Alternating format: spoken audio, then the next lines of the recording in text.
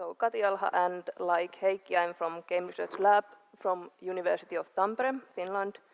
And today's talk is based on a paper called Free-to-Play Games, a Professional's Perspective, written by me and colleagues.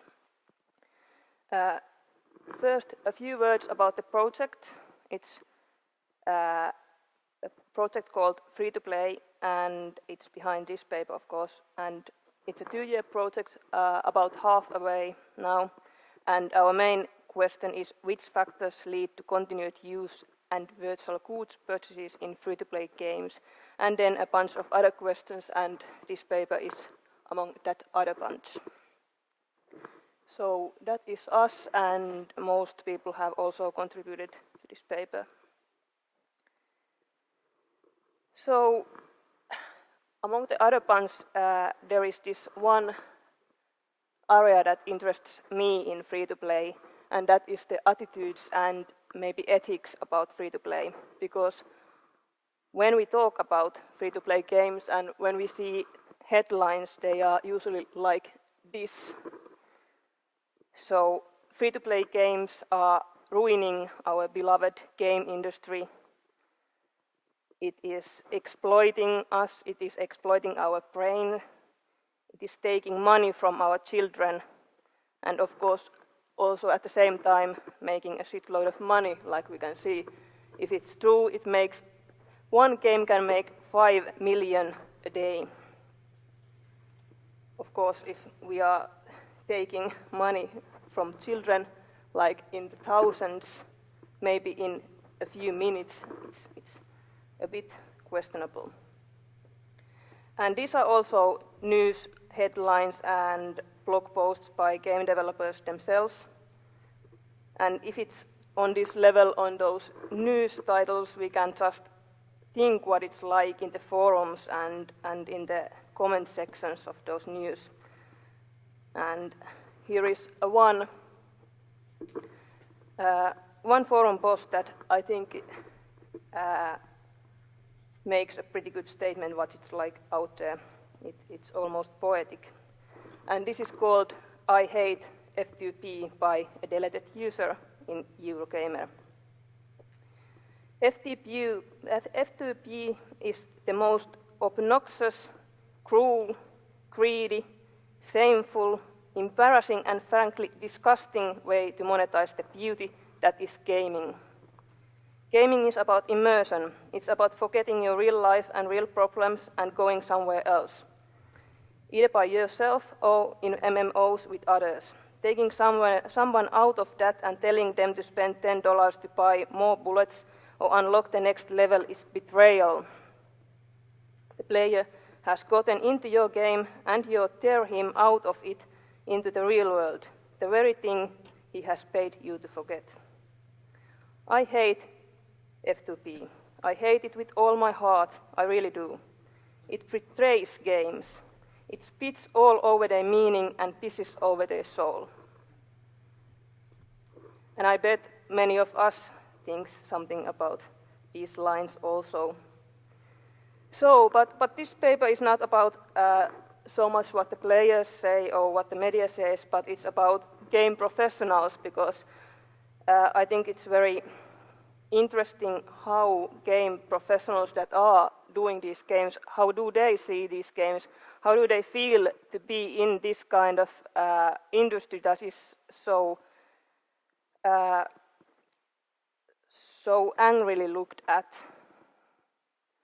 So for that we had an interview study with 14 game professionals from 6 Finnish game companies in different areas. We had AAA, mobile and money games with different years of experience, everything from 1 year to 20 years with about 9 years of average. 10 of these had experience on making free-to-play games, so 4 hadn't made any free-to-play games, mostly from the money games section and some mobile developers. And in addition to developers and designers, we had managers, artists and analysts, so all kinds of game professionals. And we took the interviews and looked into these themes that revolve on attitudes and ethics, and we found 4 main themes, which are here. So the professionals' own attitudes towards the free-to-play model, and then the professionals' presumed players' attitudes. So we asked how do they see that players think about free-to-play games, how the audience feels about them, because it was something that we of course had noticed, that players talk really harshly. Then about ethics of free-to-play design and something about the future of these games. And in attitudes, the first bubble, these are all quotes from the data. The first bubble is something that most professionals thinks that it's nice that you can try these games and you don't have to pay for them yet. And so it's a quite positive aspect. But then there is the last bubble also. So I have never much liked the thought that we go to this pay-to-win kind of world. So we have people who see these games as something that go to the wrong way, so to speak. And then there's the middle bubble, which is something between, that some of the companies do things wrongly. And here are some more results from the attitude section. So they are free, so it's good, at least they are kind of free. And it's better to make free-to-play games than paying 50 to 70 euros on a game that you don't get to try first. You can also pay what you want, when you want. You don't have to pay at all if you don't want. And these games have to be good to get your money, because the players acquire the game first and then they decide if they want to pay or not. And for the same reason they get evolved after launch, because they have to keep the interest and get the money. And this is both unlike the 50 to 70 euro games. But some games are aggressive, some games are greedy, not the games that these professionals are doing, of course. There's a lot of clones, there's a lot of bad games out there. Pay-to-win was seen as bad by actually everyone in our data. Paywalls was also seen as something that is bad. And surprisingly, our professionals thought that everything should be free in a free-to-play game. So if something is for sale, you have to get it also through playing, at least in theory. So if it takes years of grinding, but then it's still okay. You can either pay the 100 euros for awesome sword, or you can grind a couple of years and get it. And players think that's fair, according to our professionals. Free-to-play, whatever they think about free-to-play, it is the optimal model. Someone call it the necessary evil at the moment, at least if you are in mobile industry. You just have to check, for instance, the top grossing in iOS games. There's not many premium games out there. Then to the presumed player attitudes. And I think this quote kind of sums up the views pretty well. So every time you see something written about free-to-play games, or a new game is published, for example, Plants vs. Zombies 2, which was a highly anticipated game, people just go crazy. A lot of hate writing emerges just because of the fact that it's a free-to-play game. So there is indeed fierce opposition, and it's noteworthy to say that, of course, this is not something that the players have said. This is something that the professionals think that players think. So there is fierce opposition, so much that it feels almost unfair. There's so much hate that these players don't even touch these games, and for the same reason the professionals think that they don't even know what these games are about today. They just call it a new Farmville, which is a 7-year-old game or something, and keep on hating. It was noted that at least a few interviewees that the loudest opposition comes from hardcore core gamers. who ironically also use most money on these games, at least according to one of our interviewees. And why is there so much opposition? Speculated reasons was just simply opposition for change. Zynga was mentioned a few times. Zynga has this kind of legacy over free-to-play games. People still think about those early Farmvilles and Mafia Wars, which were kind of aggressive and shallow in their gameplay.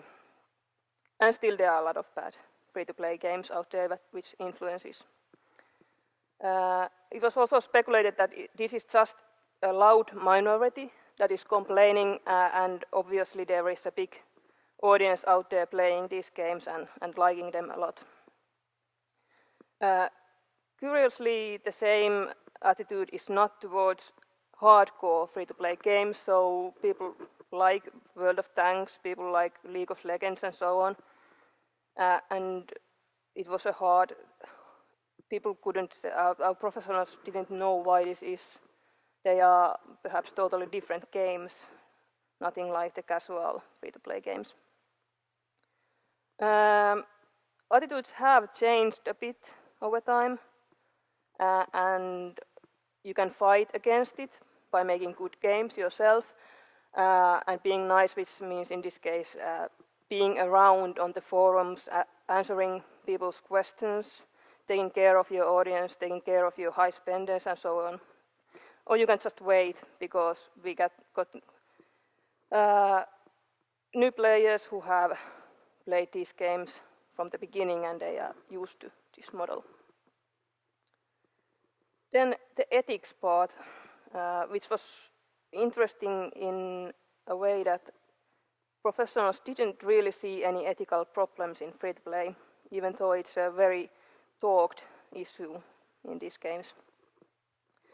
And some kind of defensive states were found.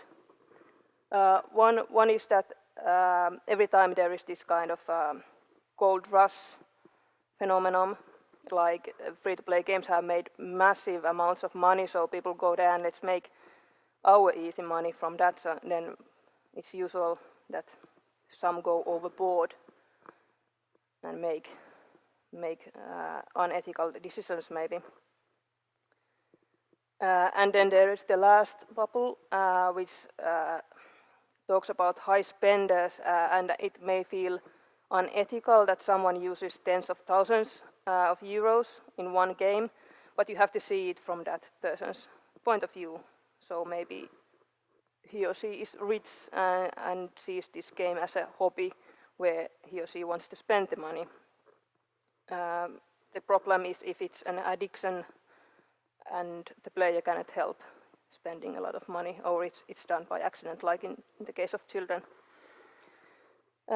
Even with these defensive states, there were this kind of speculation that in games, this kind of business thinking and maximizing profits it's not the same as in other areas. It was said that when it comes to the game market, it feels so devious for some reason. Maybe because it's so beloved entertainment media also for the makers. And like I said, not that much unethical problems, not when compared to other games and not when compared to other entertainment or consumption. And again, this retail game reference was drawn here, and it was said that isn't that in some cases even more unethical to take a person's money without showing the content first. And it was said that making money is not bad, so free-to-play isn't bad in that sense, but being too greedy and milking as much as you can is a problem. Like I said, big spenders is a problem point, but you have to see it from their point of view. And addiction is another problem, but in games addiction can be also positive. So if a game is a good game, it is usually also a bit addictive, and players seek addiction, and only when it comes a problem, it is it is seen as unethical.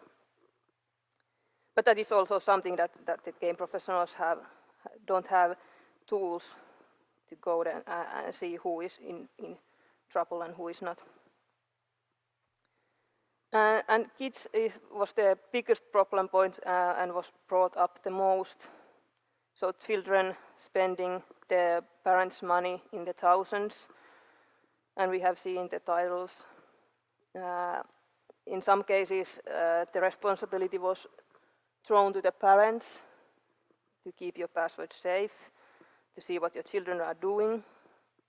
But it's clear that this is a problem point in free-to-play games at the moment. Then a few words about the future. There was this kind of thinking if free-to-play games are conquering the world, but it wasn't seen as such. Free-to-play games are still growing, but they won't take over the big RPGs, so people shouldn't be so afraid of this model. And it was also thought that in the future, when this area is more stabilized and the customer base is wider, there is time not just to make similar games, but try something more exceptional. And the phenomenon is just starting, even though it's already quite old. It's still in its beginning, so we haven't even scratched the surface. And the games will be better, they will be more versatile and more brave. It was hoped that the threshold to pay would get much lower, so the conversion rate would get better, not only to get more money, but to get a little bit from everyone or more people, so it wouldn't depend on the high spenders. It was believed that player attitudes will continue to change, not in the least in the new generations, and free-to-play was not going anywhere. So it's something that it's not only a current trend, it is something that will not go away, but it will not take over the world. Some troubles were considering the next generations. Will they even want to pay for games anymore? Because they have gotten used to it, that they can just play for free and never pay anything. That was a trouble for some. Okay, then some points from the discussion. Like said, the views are fairly positive. We have read negative views also from professionals in like Gamasutra articles and stuff like that, but that kind of attitude was not visible in this data.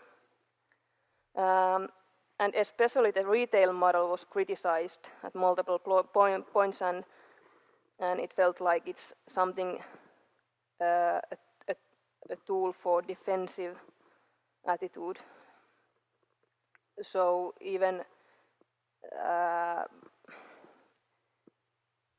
professionals say that it's unethical to pay 60 euros for a game that you don't have the chance to play first, but we all know that rarely we buy games without knowing anything about them. So we have reviews, we have friends telling about the games, we have demos, we have let's play videos and stuff like that. So we usually know quite a lot from the game before we spend the 60 euros.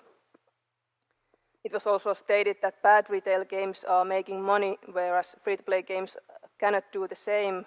And this is also questionable because bad retail games don't really make money that much, at least usually, whereas bad free-to-play games have known to make quite a lot of money sometimes.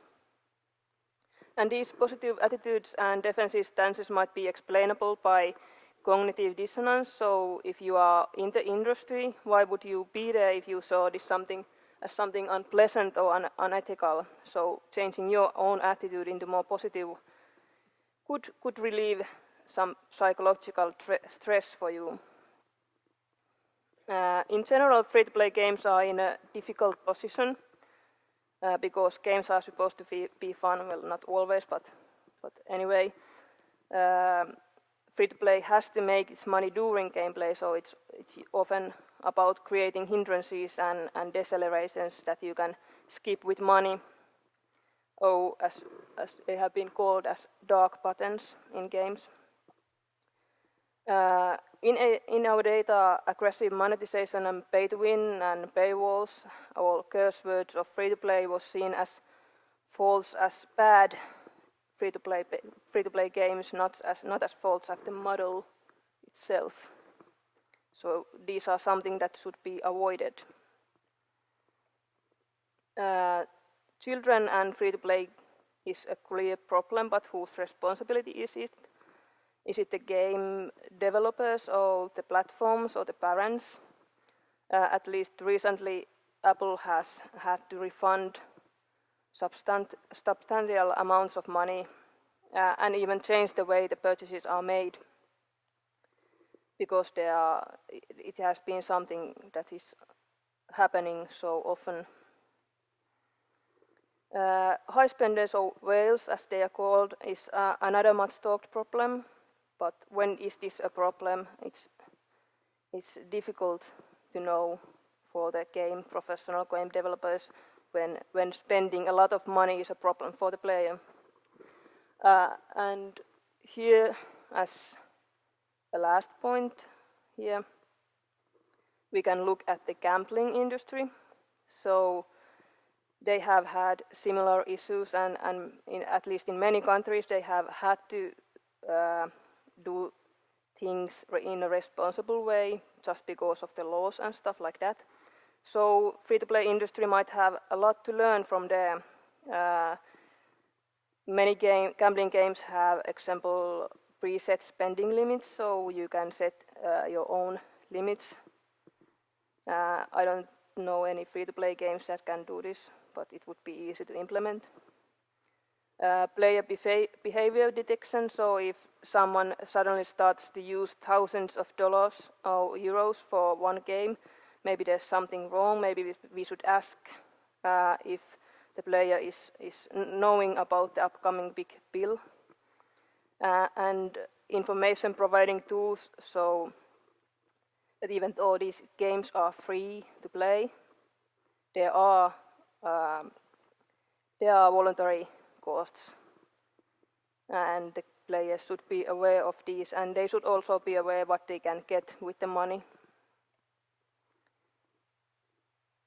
So yeah, thank you.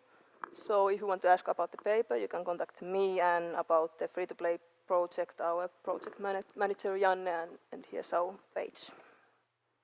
So thank you.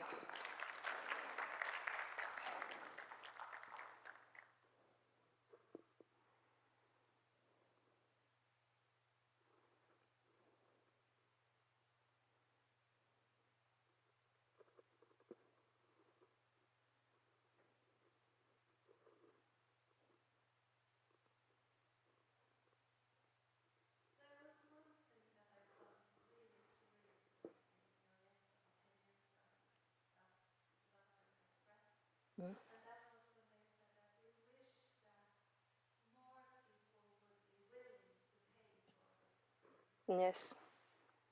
And that's a really, really strange wish, because they are launching these games precisely because people are not willing to pay per download, for example. So I wonder if they contextualize this something, like what do they expect people to become more willing to pay for? That wasn't contextualized like what they are willing to pay for. It was just a hope that we wouldn't, or they wouldn't have to be dependent of the, as we call, whales, because it's a bit problematic. But to get, if we think about hardcore free-to-play games, they have a much bigger conversion rate. It can be something like 20, 30, maybe 40% in some games, and in casual free-to-play games it can be as little as a few percent. And this is something that some of them wanted to change, so it wouldn't be so, because they don't like to take a lot of money from few players. They rather would take a bit from more people.